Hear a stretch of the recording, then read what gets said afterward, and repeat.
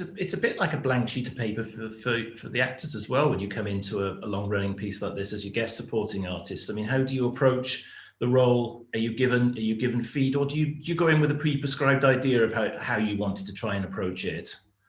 Chris, start with you on that one. To a degree, you always have to bring something to the table.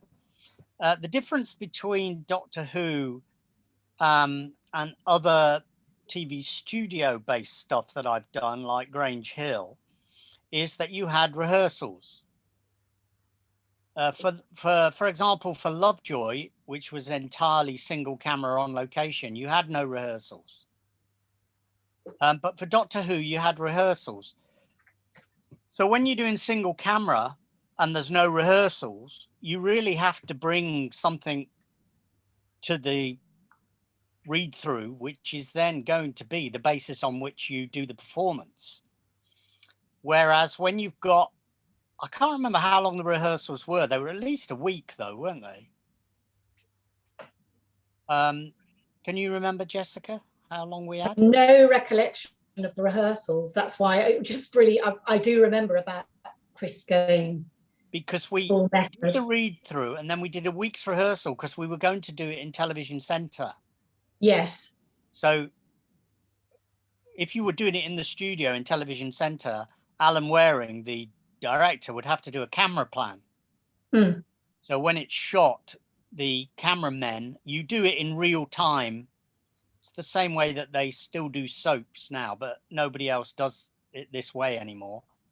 But on soaps and back in the day in television studios, you would have 3 or 4 cameras.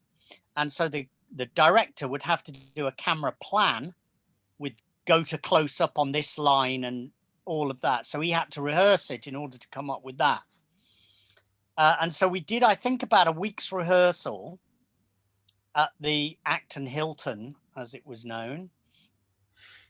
And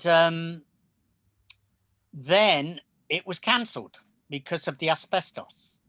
I think we actually, my memory, Chris, is that we actually did all the location work. Yes, we did that. After we'd done all the location work, then came the asbestos and we couldn't go into the studio. Yes. And JNT and the designer came up with this idea of recording the whole thing in a tent. In a tent in the car park at the Elstree Studios, which I have to say, I know it was a nightmare for everybody to do, but in the end, I think the results are brilliant because I try to think what that circus and but particularly those flowing corridors would have been like if we'd been in a TV studio. They would have been naff. So, that's absolutely right. It gave all those interiors a veracity, a location feel to them that you would never have got in a studio. I think it really worked in our favour. Yeah, absolutely. And I think it was also because the quality of what had come out of the location work was so good that I think it persuaded, But we must have done the rehearsal then before we went to Weymouth. Yes. So the rehearsal would have been a long time before we got to Elstree, yeah, part 2. Yeah. There must have been. Can you remember how long there was off, Stephen? I think it was 6 weeks. Yeah, it could be. I can't remember. It was quite a long time because I had to get another fee because I'd gone out of the original period. So I was obviously very sad about that.